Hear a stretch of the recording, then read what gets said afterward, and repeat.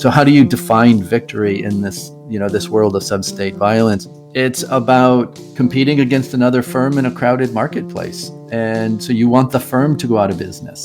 So it's not about killing the leader. It's not about causing that firm to hire a new executive. It's about you want the entire firm to go out of business, right? So let's define victory in that sense. We want the Taliban as a firm to fail. We want ISIS as a firm to fail. The way that we have typically thought about these groups or analyzed them is not only wholly artificial, but sometimes blinds us to what is driving and what's animating their operations and their intent. Welcome to episode 21 of the Irregular Warfare Podcast. Your hosts today are myself, Kyle Atwell, and my co-host, Shauna Sinnott. In today's episode, we discuss the economic drivers of illicit violence by substate groups such as terrorists, insurgents, and criminals. Our guests argue that social science, particularly economics, provides the tools to understand why illicit violence occurs. By focusing on individual incentive structures rather than group identity labels, the U.S. can develop targeted sanctions and military strategies that disassemble and disrupt violent non-state actor groups. This approach has implications for how policymakers and practitioners can counter violent actors from the strategic to the tactical levels. Our guests provide several examples from the Treasury Department's counter-threat finance efforts during the post-9/11 era. Juan Zarate served as the Deputy National Security Advisor for Combating Terrorism during the George W. Bush administration and as Assistant Secretary for Terrorist Financing and Financial Crimes in the Treasury Department. He authored the book Treasury's War, The Unleashing of a New Era of Financial Warfare, in which he discusses America's fight against the illicit financial networks of state and non-state actors. Dr. Gary Schiffman is a professor at Georgetown University, founder and CEO of the software company Giant Oak, and author of the book The Economics of Violence: How Behavior Science Can Transform Our View of Crime, Insurgency, and Terrorism. Dr. Schiffman has also served as the Chief of Staff for Customs and Border Protection, as a National Security Advisor at the U.S. Senate, and as a U.S. Navy Surface Warfare Officer. You are listening to the Irregular Warfare Podcast, a joint production of the Princeton Empirical Studies of Conflict Project and the Modern War Institute at West Point, dedicated to bridging the gap between scholars and practitioners to support the community of irregular warfare professionals. Here is our conversation with Juan Zarate and Dr. Gary Schiffman.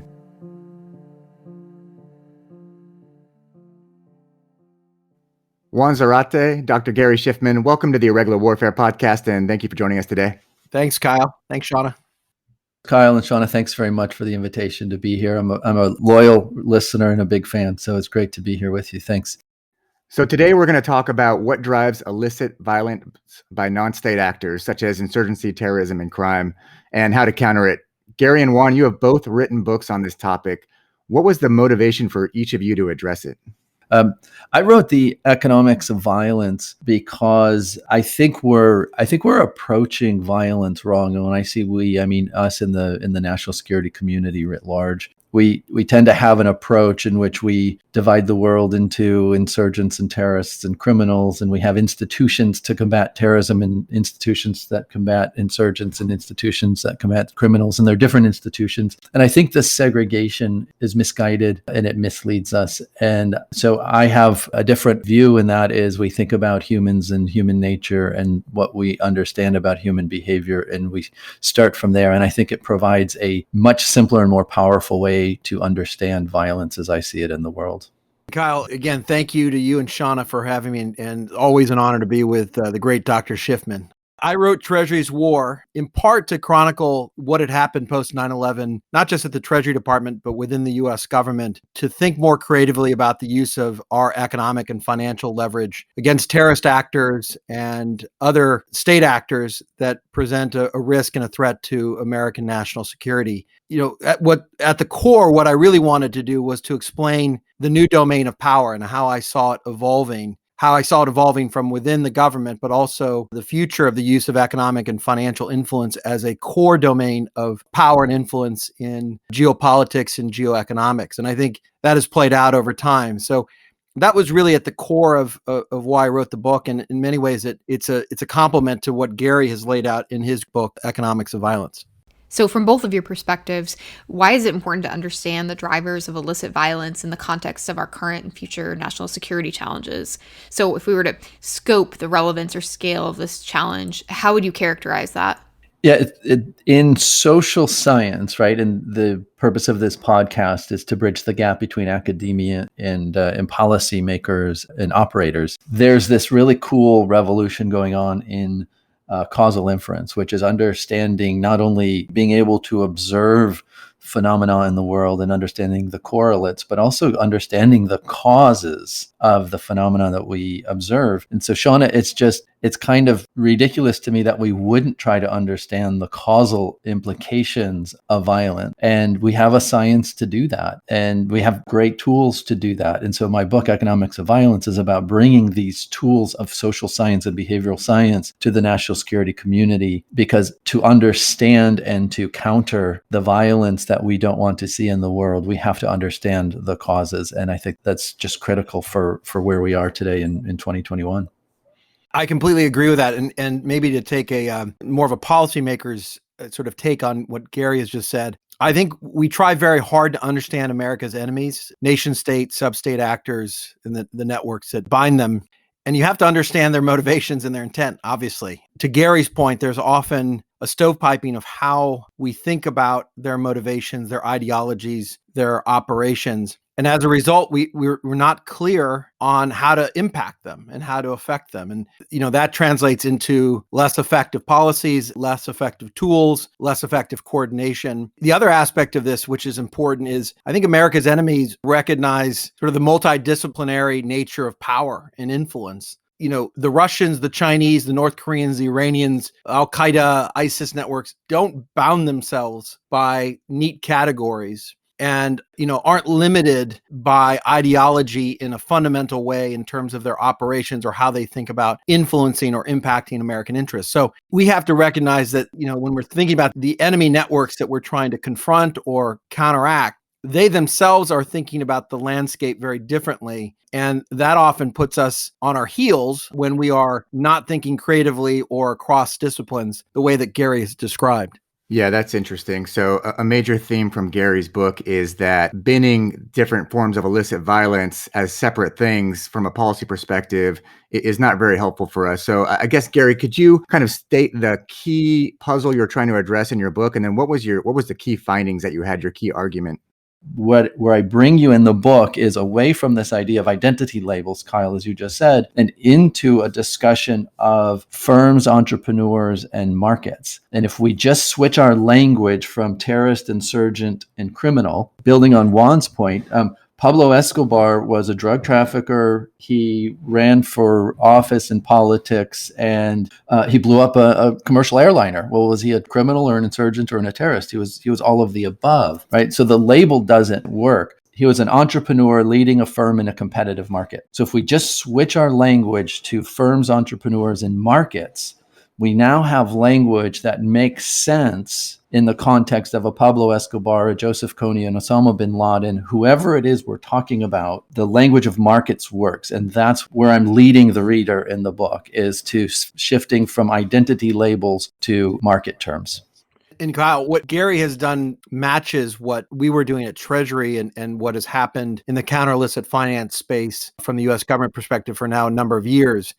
Treasury was ultimately, its strategy was to make it harder, costlier, and riskier for America's enemies to raise and move money around the world. That was the point of all the strategies, all the financial constriction campaigns, all the sanctions that people read about. That was the strategic driver. To do that, you had to understand the nature of these organizations and their financial links. And one of the things I lay out in Treasury's War is the very deep recognition within the IC, within the military, in developing the doctrine of threat finance, within law enforcement, within Treasury, even the regulatory community, to think more comprehensively about what financial intelligence meant and what those insights provided in terms of how these groups operated, how they related to each other. And in doing that, you got to the very clear conclusion in many cases to what Gary has described, which is these are groups that are very hard to categorize. Their financial relationships, their motivations are not only malleable, but also adaptable and change over time. And then we have tools as a result, especially in the financial and commercial domains, to actually influence, if not the core elements of these networks or groups, but the outer rings and the facilitators that allow these groups to operate and to have global reach. Just building on that, Juan, my observation is that there was a sea change in Treasury Department's use of sanctions. And there was a time earlier in our careers when we would sanction countries. We would sanction Iran and North Korea and Cuba. And then what we did is we started to sanction individuals and sanction firms. And that's the whole ballgame. As an economist, I'm interested in economic actors, and I do not consider Iran, North Korea, Russia, I don't consider them economic actors. I consider the president of Iran an economic actor. I consider the firms, the large firms, economic actors, and the shareholders and owners of those firms as economic actors. And U.S. policy under the leadership of Juan and many others shifted us from this broad aggregate policy to targeting individuals. And that made all the difference in the world. That's my observation, Juan. Did I see that correctly? I think that's right. And I think part of it was a focus on state actors, but also facilitation networks, and being very clear and deliberate that financial and economic relationships and nodes were now going to be part of the target landscape, targeted by sanctions, by regulatory measures. And it also led, and I think this was the real revolution in the post 9/11 period, to a perception as to where the action points were. Where were the nodes of leverage in what we were doing? When people say, well, what's different in the sanctions post 9/11? It was really the approach of saying, look, it's the private sector that holds the keys to the kingdom. They're the guardians at the gate of the financial and commercial system. And so the things that we do to impact our enemy have to be informed by and driven by the private sector. And that means what we do has to inform their risk calculus, has to inform their decision making. And frankly, that's why when people say, well, why did sanctions against Iran hurt more post 9/11 than the 2 decades plus of sanctions prior to 9/11? It was in part because we were focusing on different nodes. We were focusing on the banking sector, the insurance sector, the nodes that were connected to the Iranian leadership. And the reason this policy works is because there's a micro foundation for the macro policy. A micro foundation means I can draw a causal link to individual humans and humans making decisions in conditions of scarcity, which is the science of human behavior. Another example or anecdote is Jake Shapiro and I did about a decade worth of DARPA-funded research and development. And so we're looking at a much more micro level than what Juan's talking about. So you're looking at, say, the Taliban in Afghanistan. If you treat the Taliban as if it is a unitary actor, you're going to get it wrong. The Taliban has a leader. At the time, Mullah Omar was the leader. And then there were people who throughout the country affiliated and associated with the Taliban, and they were pro-Taliban. But they were also farmers. They were also merchants. They also were fathers and wives and brothers and sisters. They were just people. And if you take that approach that Juan just talked about at the macro level and take it just to a local village or a community, it's the exact same ideas. Why does that work? Because it's human nature, it's human behavior. You're relying on the same fundamental ideas of scarcity and decision making, and it works whether you're in a village in rural Afghanistan or if you're at the Kremlin. It's the same fundamental ideas and levers at play. And Juan, when we're talking about how the government adjusted its approach here, knowing that you drove a lot of that, was there a specific event or circumstance that precipitated the shift? How did you come to the conclusion that there was a better way to address these threat actors? Sean, it's a great question. I think 9/11 was really the shocking moment to the system. That tragedy forced everybody to think differently about how we were using all elements of power to, in the case of Al-Qaeda, disrupt and dismantle their networks. That was the marching order at the time, across the government. Let's use all elements of national power to ensure this never happens again, to go after those that have attacked us, and to make sure, more broadly speaking, that terrorism and terrorist actors don't have the ability to have this kind of strategic reach globally. And so what does that mean? That means you have to impact their ability to access finance, money, networks, and you have to constrict their reach. And you do that fundamentally by restricting their budgets, right? Forcing them to make strategic decisions, putting at risk their relationships that may have other interests other than the core ideological interests of that particular group. It was that moment, Sean, I think, that really forced us to think differently about how we were attacking these kinds of networks, what was motivating them, what elements of the networks we could try to impact. And then, frankly, as I said before, the financial intelligence dimension of this was critical, because the more that we dug into financial networks, trying to understand who was linked to whom, you begin to see very different kind of links than one would assume. A good example of this was in 2003-4, we started looking very carefully at North Korean illicit activity. An enemy state actor worried about their nuclear program. But guess what? Very much a mafia state, very much acting as criminal actors in the international environment. And if you look at it that way and you begin to look at their financial commercial relationships, they're not the hermit kingdom. In fact, they have lots of relationships, lots of banks that are doing business with them, lots of front companies that they're leveraging. You begin to see these unorthodox relationships, or things that destroy the orthodoxy of how you would think about these actors. And so I think it was really that, Shauna, that reshaped the way we thought about the environment. Yeah, something that struck me in efforts to counter illicit actors is how fluid the lines between insurgent, terrorist, criminal, and even friend and enemy can be when we're working with partners on the battlefield. So in many cases, the partner militaries we work with themselves may be involved in illicit activities. A term I heard recently was the concept of war entrepreneurs, the idea that there's a group of people on both sides of the conflict who just profit from having the conflict continue.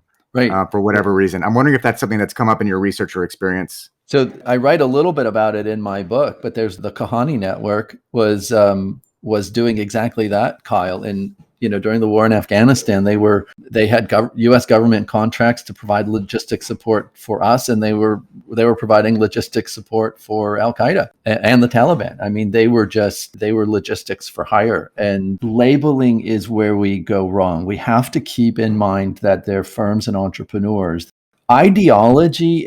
Think about ideology as marketing. So I may or may not believe in a particular ideology. It kind of doesn't matter. What matters is, like, if I claim to be a part of a certain group, if I take on a certain label, I can get revenue. I can grow my business. I can operate. I can engage in walking around safely, and my property will be safe, and my kids will be safe, right? So you find people in a war zone, like in Afghanistan, like in Iraq, things that we've been doing for the last 2 decades now, will pick up these labels. They might not have any loyalty to Mullah Omar and the Taliban, but that's the convenient label to take on. So if we, again, look past these labels and think about what's driving the human behavior, that's where you're going to find the story. And the labels can be helpful, but they can also be misleading if you're not prepared to look beyond it. The question about these war entrepreneurs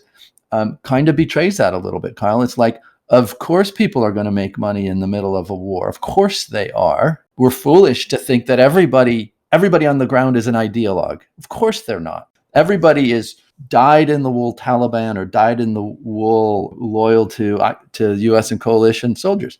That's a foolish assumption. These are people who, they've got lives, they've got kids, they've got ambitions, they've got plans for the future. They're just optimizing given the conditions and the constraints that they have. And we need to build policies around that. So the examples that Juan is talking about, it's about understanding that the portrayal of the North Korean regime that we read about in the Washington Post or New York Times is very different than the way it actually operates on a day-to-day basis. It's firms and entrepreneurs. It's people trying to make a buck. And those people can be government officials. Those people can be non-government officials. Those are labels we've got to look past and just see the shared humanity of everybody engaging in politics and violence around the world. And then you get this crystal clear picture of what's really going on. Yeah, Gary, really appreciate that. Just on the North Korean front, your analysis is exactly right in framing this through the lens of, entrepreneurial spirits that enemy actors or criminal actors or illicit actors have. The North Koreans are incredibly entrepreneurial. In ways that are dangerous, of course. And you'd hope they would use their efforts for other good things as opposed to what they're doing. But if you view them as entrepreneurial, then it's very easy to understand why they've developed the kinds of cyber capabilities that they have and why they're taking advantage, for example, of the crypto environment. And according to the latest UN report, raising $2 billion based on crypto cyber heists and other activities online. Why? Because A, they have to, and B, they've got an entrepreneurial spirit and design to survival. Well, I want to push back, just like I did with Kyle a moment ago. I wouldn't say the North Koreans are entrepreneurial. I would just say people are entrepreneurial. Absolutely. There's No, absolutely no difference between you and me and the North Koreans I agree. and the And Afghanis. the reason I emphasize that, That's though, right. is because your point about the media portrayal Right. of North Korea as being a hermit kingdom, being backward. There's no sort of common sense that they can actually be advanced precisely because they are entrepreneurial. So I completely agree with you. And I think the lack of imagination as to how thoughtful, creative, entrepreneurial the enemy can be often leaves us, on our heels and reacting to the latest attack.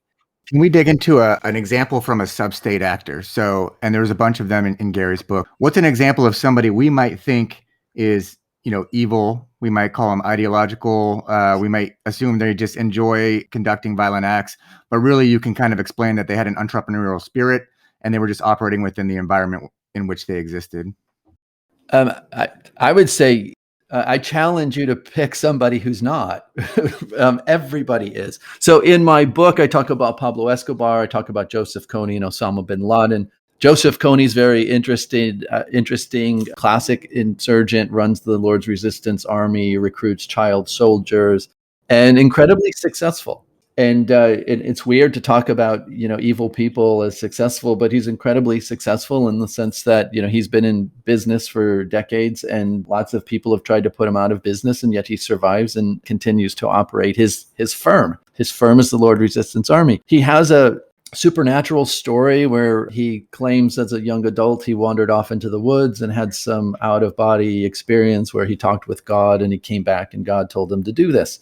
And then he runs a very brutal organization where he recruits people when they're very young, and there's a high price for defection and there's a lot of violence. That's an example of somebody given opportunities and constraints and goals and constraints. He operates a firm. He uses ethnicity, he uses religion to further his goals, but we don't know what he really believes. We don't know if he actually, if the spirituality is an important part of who he is, or the ethnicity, but we know it's incredibly important to the marketing of the firm, to recruiting and retention of his employees. You could walk through that same story with Pablo Escobar and Osama bin Laden, and that's the point of the book, is take that same approach to these three people who on the surface are very different, and you identify the commonalities. And it's this idea of this shared humanity that we all have. And that's where we need to start. That's where, as military officers, as Pentagon officials, as Treasury Department officials, start with the shared humanity. They're not other, they're us.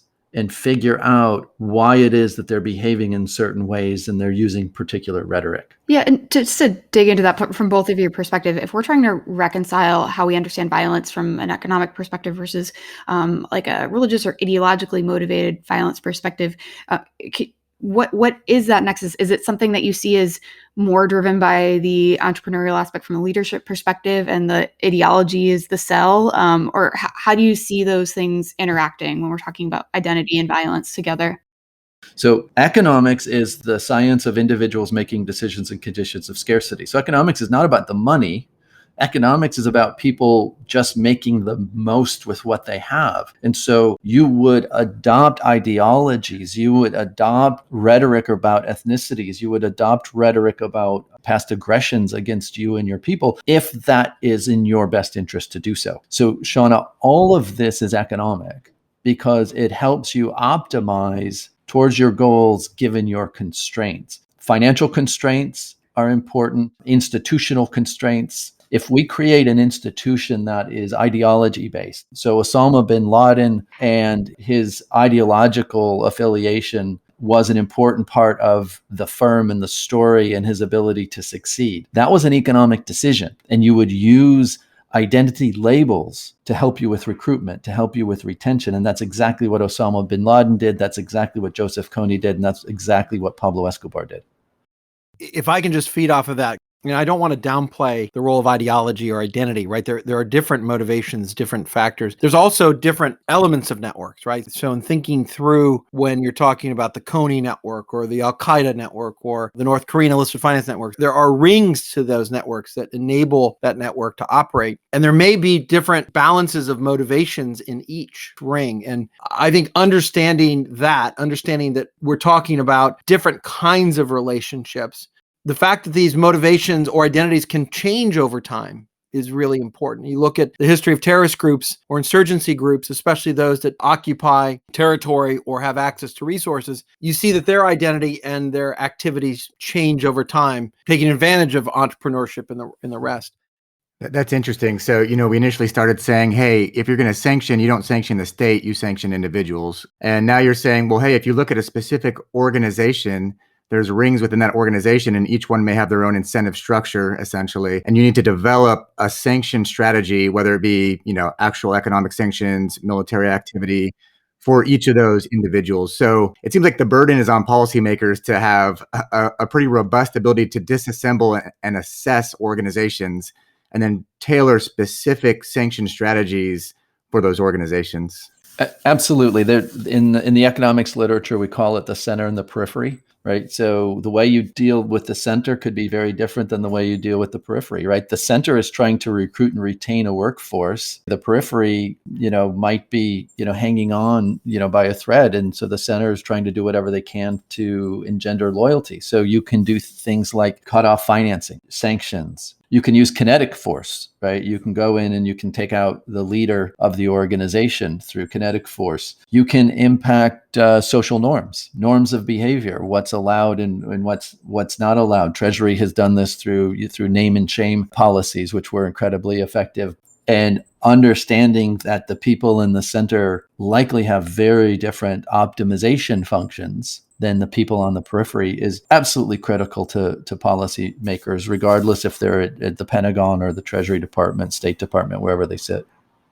Yeah, and Kyle, I think part of it also depends on what policymakers are trying to achieve with the financial or economic measures, right? In some ways, it may be to completely disable a network. Maybe it's to deter, or perhaps it's to change certain aspects of behavior. If you look at the evolution of sanctions programs over time, not only have they been more targeted at individuals and entities and networks, they've been more conduct-based around types of conduct and activity, which then allows the sanctions to apply across borders and across networks. And they've also now applied more and more to different kinds of financial and commercial activity. So it's not just you have your bank account frozen if you happen to have a bank account here. It's a whole range of other measures to include restrictions on debt and equity, for example, in the Russia or the Venezuela sanctions program, or particular sectoral sanctions that are marked in different programs. And you have other tweaks to the tools and the influence that can be used depending on what you're trying to impact and who you're trying to impact. And so I think over time, people will realize, and it's a bit of a discipline, that this is a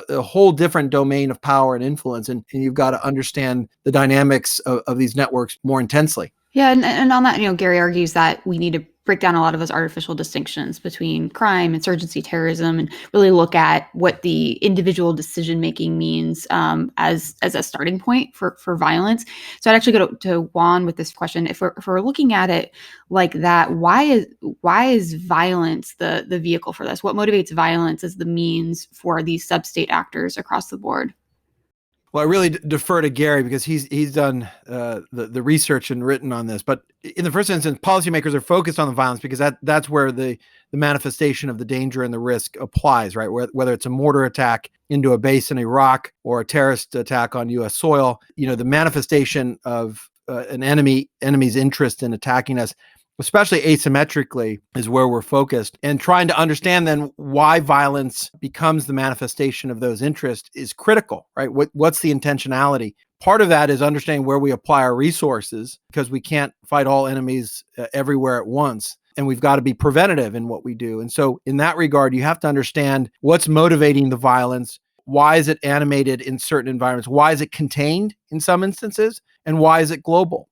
Some of that is driven by sort of entrepreneurial decisions. You see that in the cartel context in Mexico. The competition for plazas or markets drives a lot of the violence. In some cases, it's ideologically driven. You look at what Al-Qaeda has done over time. So understanding the motivations behind violence is critical.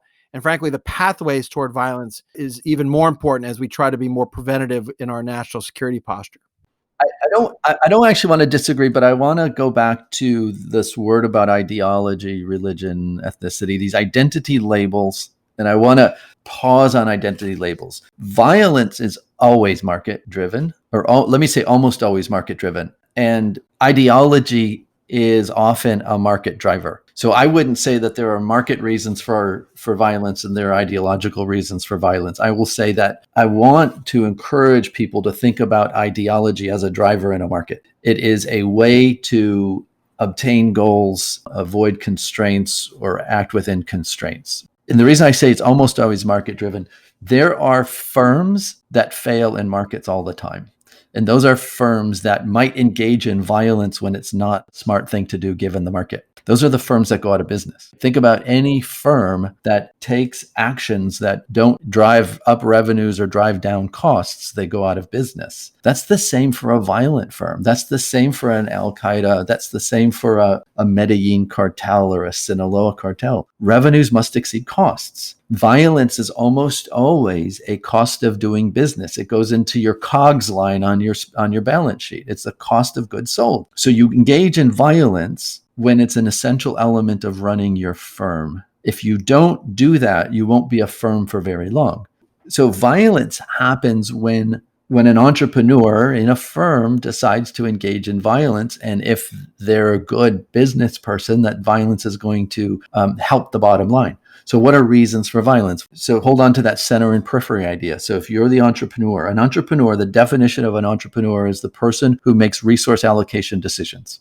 That's it. Make resource allocation decisions, you're an entrepreneur. If you choose to engage in violence from the center, you're doing it to send a message, to deter defection, to make sure other people don't do what the person you just killed did, to flex muscle for your peer adversaries. So there's lots of reasons why it would make sense to engage in the use of violence. Other ways in which we see violence might happen on the periphery. So Steve Levitt, the Freakonomics author, University of Chicago economist, with a co-author, Levitt and Venkatesh, wrote a paper about violence and drug gangs in the streets of Chicago. And they talked about how gang-on-gang violence tends to hurt the business of both gangs. So why do they engage in violence? Because if you're a junior or a mid-level person in the gang, you're trying to get promoted. And it's through the violence that there's going to be attrition and maybe an opportunity to get promoted. And that's the only way to make money in a drug gang is to be the shot caller or get to the top. So you can see violence happening from the periphery because people want a chance to get promoted in a drug gang in that example. Violence from the center.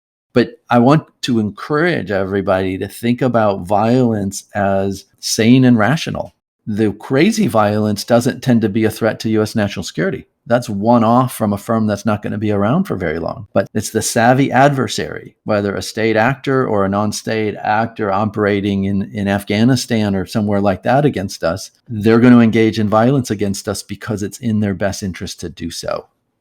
If violence is always market-driven and can be used for, contract enforcement and other practical reasons like you suggest, how can you explain brutal and inhumane acts of violence that almost seem wanton, whether it be sexual violence en masse or recruiting child soldiers, essentially things that you and I would probably say, oh, we would never do that. How do you explain that type of violence? Yeah, so there's an interesting body of research on child soldiers and why we see child soldiers. There is good research on why that makes sense. The short story of that, Kyle, is it's cheap labor and the defection constraint is low because what Coney does is he steals children from far away and brings them to his camp, and so they don't know how to get home. So he doesn't have to pay them much and they're not going to run away. So there's an economic justification for child soldiers. There's a lot of research in the last 10 years about the same thing. Instead of child soldiers, it's kidnapping women and using them as part of the incentive structure of an organization. But it's the same idea. It's in economic terms, there's literature that explains why something abhorrent and awful like that actually happens in the world as we observe it. The hardest example that I like to use, Kyle, of how can this make sense is the suicide bomber. So this is somebody who is clearly going to die today. And how in the world can that make sense? And there's really interesting work by Larry Iannacone and Ellie Berman, two economists, that talk about the market for martyrs and how there are two types of rewards for martyrs. The first is the here and now, which is, my family gets a check a month and my kids are promised to go to school and stuff like that. So there's a real earthly here and now reward for the martyr in the sense that I'm doing something for my family. And the second is there's this idea of the supernatural, right? There can be some supernatural benefit after I die. And you can put those into clearly economic terms where somebody could say, look, I get a here and now benefit, I get a supernatural benefit, and my community is going to praise me. So I'm going to do it. So the point, Kyle, is you give me an example and I can tell you either there's an economic motivation for it, even though it's abhorrent to you and me, or it's a one-off. It's not a firm that's going to operate over time. Yeah, I like what Gary has said, and I agree with most of it. The one area where I do want to push back a bit is the power of ideology and identity in all of this, in these groups. And you see this with Al-Qaeda. What's interesting, to Gary's point, was a massive debate within Al-Qaeda after 9/11, and especially after the U.S. went in and toppled the Taliban and began to decimate the Al-Qaeda networks. Big debate as to whether or not that was a wise move. Now, to Gary's point, bin Laden and Zawahiri and others made the decision to attack the U.S. directly, in part because they thought it was in their best interest, right, for ideological and maybe other material reasons. But there was a fierce debate as to whether or not that was a wise decision, given the impact and the consequences, which, frankly, they had misread. And so to Gary's point, that's perhaps an issue of miscalculation. That's right. I totally agree with all of that. No, right. But what I was going to say is the potential danger here is to try to rationalize what are decisions that are being driven by ideology. So regardless of the costs, regardless of that calculus, bin Laden and several of the others have argued that was, worthy of doing. Al-Qaeda has survived, obviously, in various forms, much weaker form, but has survived. And regardless of the cost-benefit analysis, there is an ideological driver to the idea of the far enemy and the U.S. being that far enemy, even if it doesn't rationally make sense or make sense in terms of their near-term local interests, right? So there is an ideology that is impacting the way they view the world. It doesn't undermine what you're saying, Gary, but it does point to the fact that there are ideological factors that are weighing heavily in terms of how these actors operate. I don't know Osama bin Laden's heart. I mean, I don't. I never sat down. I never had a one-on-one with him where I said, tell me truly, truly, truly what you believe. There's a narrative of the far enemy and the near enemy, right? And we've all learned that narrative. I don't know that narrative drove Osama bin Laden's behavior. And I don't think any of us knows. Oh, I know I think we know a lot about that, Gary. I don't have to sat with him. People did sit with him, by the way, but I think know what he said and written, what others around him have. We know. Of course, we know all of that. And the head of Hewlett Packard or Pepsi or whatever says great things about their company also. I don't know their heart. I know that it's in their best interest to say those things. There's a difference. Leaders of firms talk about how awesome their firms are. They talk about the motivating narrative, and that's exactly what bin Laden did. My question is different. Not did he say these things, but what did he believe in his heart of hearts? We don't know that. I don't know if ideology drove his behavior or not, and I don't think anybody does. I think ideology is correlated with his behavior, but I don't know that ideology caused his behavior. He could have been just a kid who wanted to grow up and be important, and this was his way to do it, and he used ideology to get there. And if you can just give me like that might be true, then you have to take a step back and think about this idea of the narrative and causation and not just correlation. Yeah, I don't disagree with that.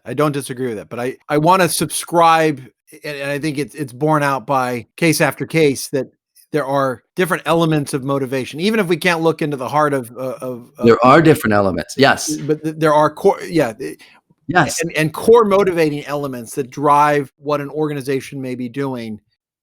I don't want the listeners to walk away thinking that we are discounting the role of ideology or identity in motivating or organizing groups. Here's what I do want the listeners to know, though. We don't know for a fact what motivates the leader. We know what they talk about. And that's what I want the listeners to walk away with is I want you to think critically about that. Yeah. My only counter to that would be you have to look at not just what they say, but what they do and what they built and what their organization is driven to do. And Osama bin Laden could have been driven by greed and not ideology and done exactly what he did.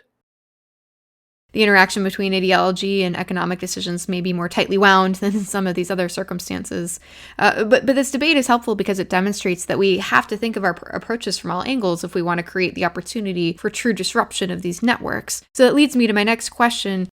Given both of your research findings and your practical experience, what do you see as the most significant implications for policymakers and practitioners as they grapple with this concept of the economics of violence?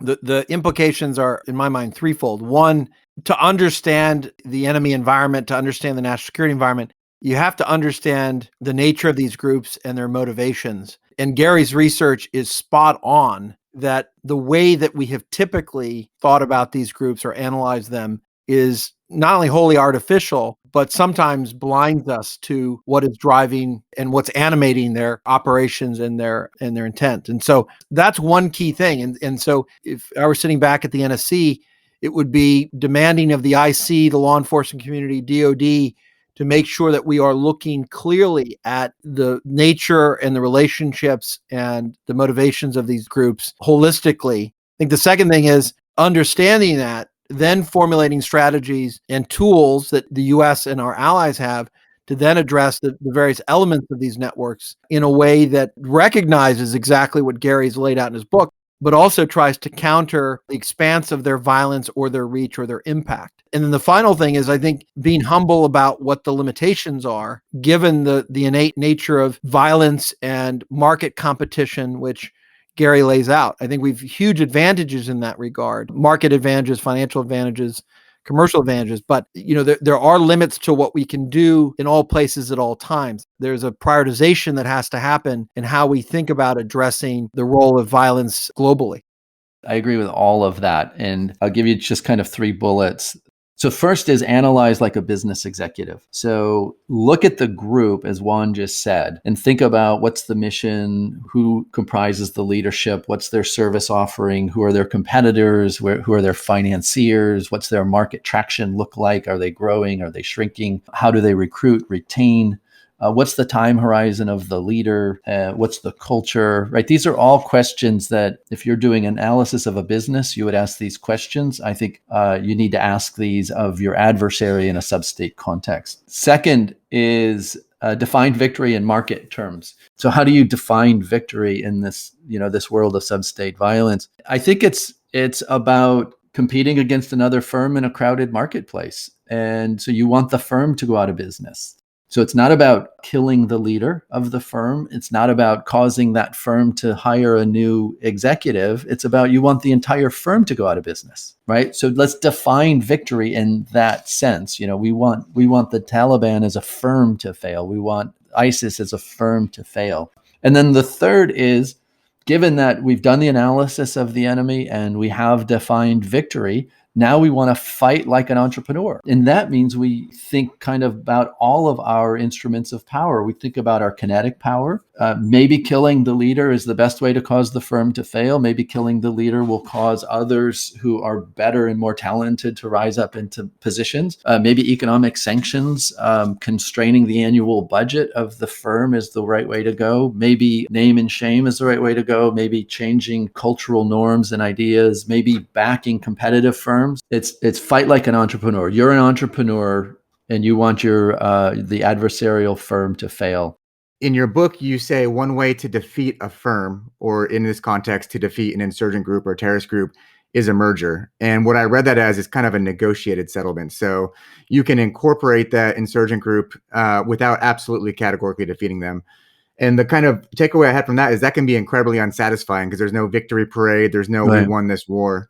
What are the implications for that recommendation for domestic politics, for how we engage insurgencies and terrorist groups and illicit criminals? Yeah, it's a great question. So domestic politics is a constraint on our behavior, right? So Juan as assistant secretary of the Treasury might have a policy goal, but he's got to not only think about the adversary overseas, he's got to think about how to sell it domestically and with the oversight committees in Congress, right? So think about politics as a constraint on behavior for us as well as others. If you think about firms, entrepreneurs, and markets and kind of this shared humanity, we're just like they are, they're just like us, and they've got domestic politics and we have domestic politics.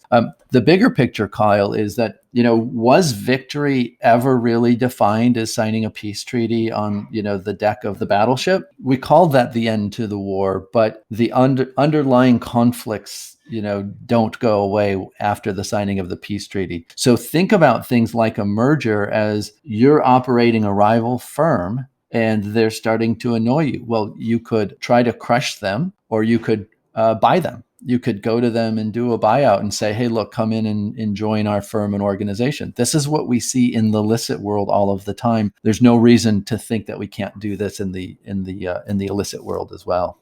Yeah, I agree with Gary. I think the challenge here, just by way of a bit of a joke, we used to comment internally that if we could drop all the memos and reports that we had to produce for Congress and internally and on the heads of Al-Qaeda in Afghanistan.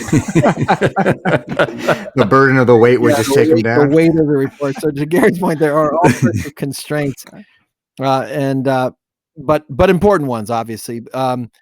I do think that there are limits to what we've done. There've been limits to our imagination, right? So if you look at, for example, somebody like Dawood Ibrahim, right, who runs the D Company, who's connected with Lashkar-e-Taiba and was implicated in the Mumbai attacks.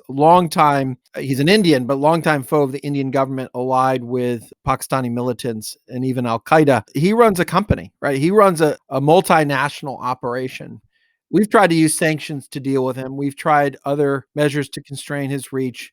The Indians have tried to capture him, et cetera. But, have we done enough to think about the competition he faces in the underworld that he runs? He started his operations pirating Bollywood films. I think we don't think creatively enough around what does competition mean, especially with actors that are actually in the marketplace. So what are the other tools that we can bring to bear, including the tools of law enforcement to work with other actors in the space that compete with folks like Dawood Ibrahim, who may not be ideologically aligned with Al-Qaeda, but who also represent a risk to his business, right? So I don't think we've thought creatively enough. And Gary's research, I think, opens the aperture to some of these conversations that policymakers need to think about. And then, of course, the challenge is translating knowledge to change institutional organization. The big muscle movements are difficult. The shock of 9/11 produced many institutional changes for the good, the creation of the National Counterterrorism Center. DHS obviously was created, the DNI structure to try to organize the IC in a more rational, directed way, and other institutions. But it's hard. It's hard to break down silos. And in the U.S. context, to Gary's earlier point about domestic constraints, we operate under the rule of law, and we have to operate under particular authorities, and authorities have bounds, and authorities have particular individuals who are charged with executing those authorities. And so it gets hard when you have fluid environments and enemies in the U.S. government context, because we are operating in a more rigid construct. So this is a good place to stop for today, but Juan Zarate, Gary Schiffman, I want to say thank you for joining us today. This has been a great conversation on irregular warfare. Kyle, Shauna, thank you much for inviting us, and thanks for your service. Appreciate it all. Yes, Kyle, Shauna, thank you. Gary, honored to be with you. Thank you. Juan, it was great. Thank you for listening to episode 21 of the Irregular Warfare Podcast. We release a new episode every 2 weeks. In our next episode, Daphne and I discuss current irregular warfare policy priorities in Congress with Senator Joni Ernst and former Assistant Secretary of Defense for Special Operations and Low-Intensity Conflict, Mr. Owen West. After that, Nick and Kyle discuss what makes a successful practitioner of irregular warfare with Major General John Brennan, commander of the Army's 1st Special Forces Command, and Dr. John Arquilla, Distinguished Professor at the Naval Postgraduate School. Please be sure to subscribe to the Irregular Warfare Podcast so you do not miss an episode. You can also follow and engage with us on Twitter, Facebook, or LinkedIn. One last note, what you hear on this episode are the views of the participants and do not represent those of West Point or any other agency of the U.S. government. Thank you again, and we will see you next time.